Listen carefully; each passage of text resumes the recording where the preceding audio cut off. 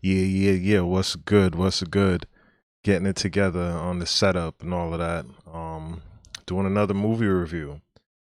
And like I said, I'm definitely gonna upgrade the whole channel. I'm gonna hit up Fiverr and get me an intro, all of that, cause I can't have all of this OBS running the camera and all of that, and need a good intro now, cause I'm liking the feedback and whatnot for my other reviews. But yeah, last night I got a chance to watch One Night in Miami on Amazon, and that's one of the best movies I've seen in a long time. My controversial um Queen and Slim review.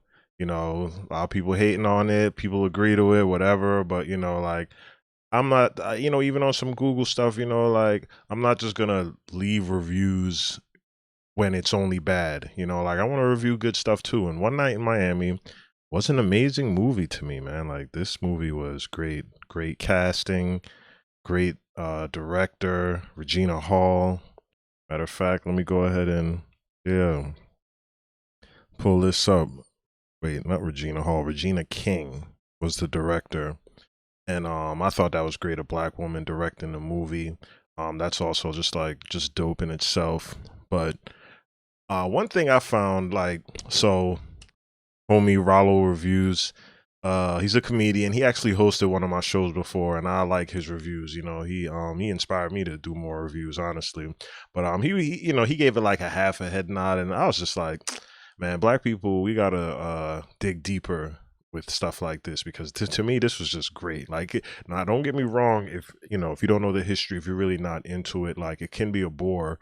um and if you don't understand the significance and the depth behind it, it can be a bore. To me, it kind of reminded me of Fences, but Fences was dead boring. Like I couldn't sit through Fences was just too boring for me. But this was just more poignant in the sense that this is based on a true story that Jim Brown, Malcolm X, Sam Cooke, and Muhammad Ali had a night together, and they were friends, from what I guess I'm understanding.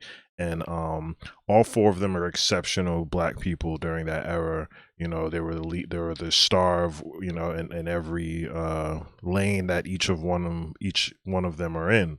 And when I say exception, I mean like obviously the 60s have heavy racism, heavy with Jim Crow laws and civil rights and whatnot.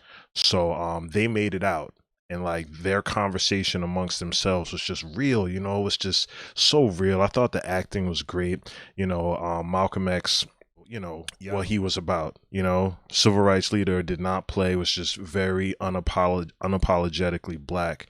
And Sam Cooke was one of the best rock and roll singers, made amazing music, and they were friends. But Sam Cooke was more so what I would say along the lines of like the all lives matter kind of black dude at the time. And it was just an amazing conversation between all of them, like to get the different sides, the different, because black is just not one thing, and I think us being so like convoluted is also our downfall, because it's not like we don't as a whole, we don't have that strength, that pride.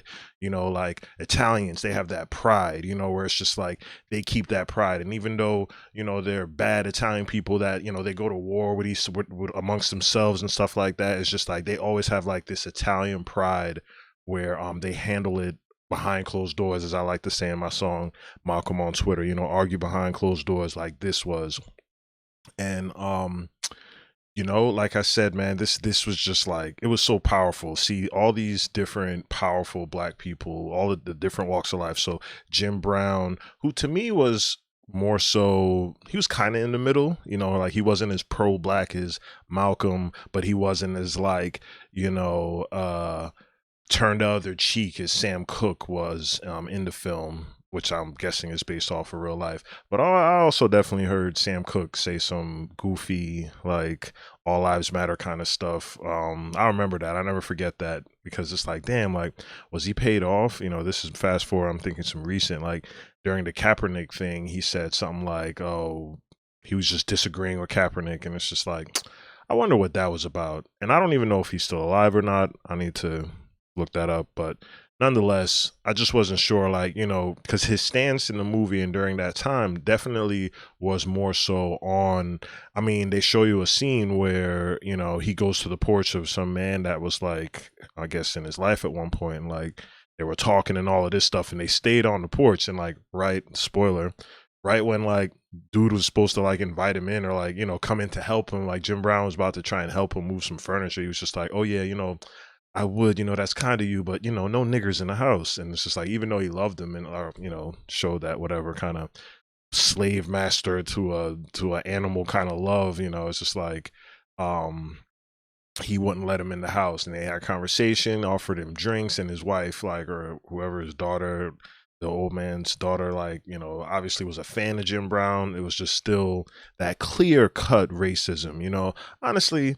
I think that was when it was more real, like this little fake little behind closed doors shit, which is, I'm not gonna get too deep into politics right now, but I appreciate the upfront racism, because that behind closed door, the systematic shit is the real, like, potent, powerful, like, that's what really did black people in, the sly fox trickery, when they're not in our face calling us niggers and beating us with hoses and spraying us with hoses and beating us with batons and all of that. They're doing it more subtly now, it's more subtle, in media, education, all of that. But nonetheless, this movie was amazing. Muhammad Ali at the time was converting from cassius and Christian, I guess, to a Muslim, as they say in the movie. And he was like 22 at the time and facing his temptations to not drinking and to really convert to the nation of Islam.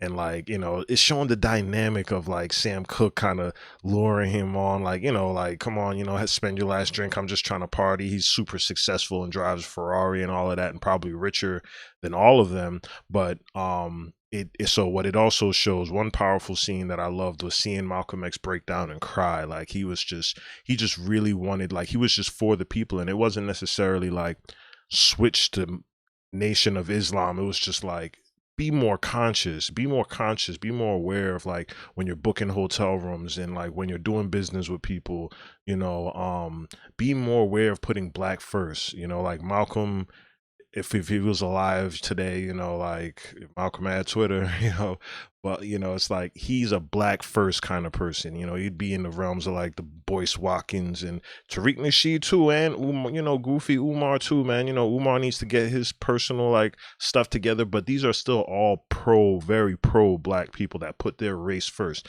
And that's really Malcolm's like plight with his friends in this movie. It's just like, you're a successful Jim Brown, you're a successful NFL player, put your race first, and that's what and Sam Cooke, you're a successful singer, put your race first, and think, or just be more conscious of your race and what's really going on outside of your world. And the same with Muhammad Ali. And this relates so much to today, like this is literally still going on. We still have groups of successful people, successful black people, very small percentage that make it out. And shit, I consider myself a small percentage that made it out of poverty and whatnot, not of racism.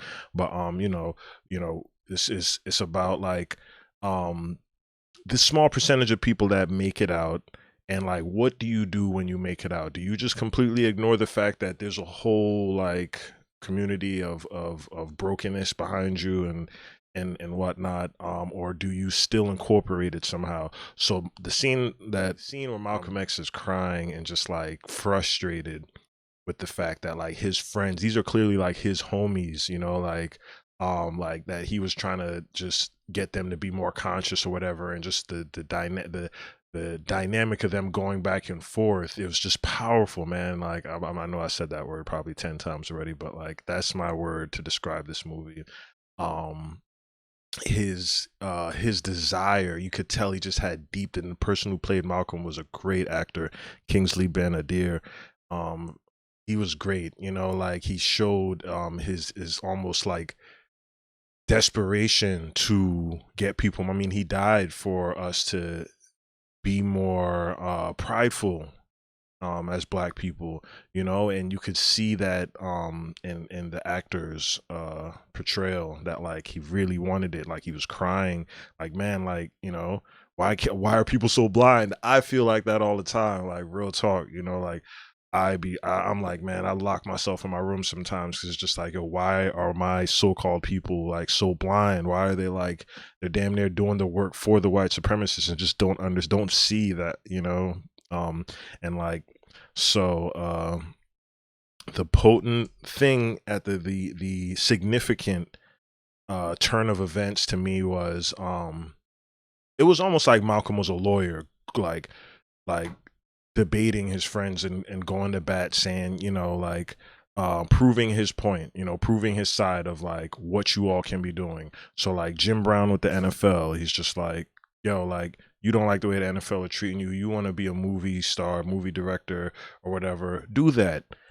Said for Sam Cooke, he played him some white dude song that was like talking about struggle and poverty, and you know he's just like this white dude made this song about struggle that you didn't even make or whatever, you know, and like you should be ashamed of yourself. You know, you're the most successful singer in the world, and you're singing these like you know what I guess at the time they would call it like pop commercial, you know, kind of music, or you know just commercial top 40 kind of music, and you know you're not making stuff for the people, and especially during that time it's like yo we need that. And convincing Muhammad Ali, Cassius Clay, to straighten up his act and just you know be more disciplined with the Nation of Islam and all of that.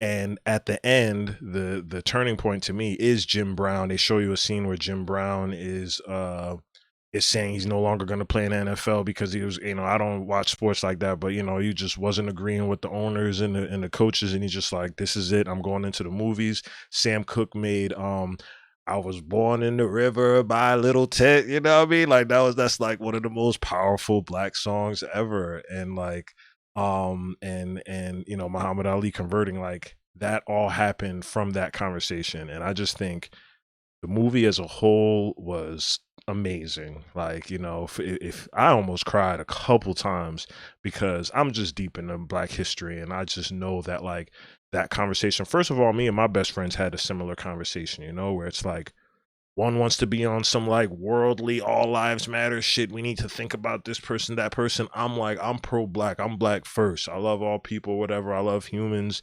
But I'm black first. You know, I love black first, before anything. And you know, and it's like me and my friends had this same kind of conversation. Like, I mean, obviously we're not as like popular as like these people during their era, but you know, it was just like I'm sure people have had similar conversations, and I think the fact that like history is repeating, and um it just relates so much to what's going on now for me, because I'm sure during all this racial tension and even just with you know the virus and the pandemic, it's just like it separated everybody.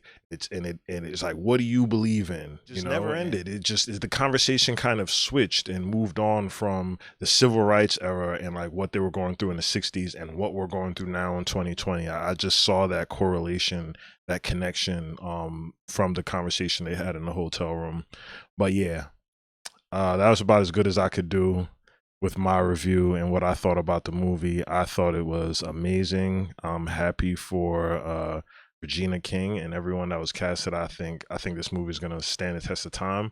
I'm gonna watch it again probably after this, and yeah, maybe I should chop up this review. I feel like it was a little shaky, you know, but you know, I hope I got my point across. You feel me? But yeah, signing out, Passport.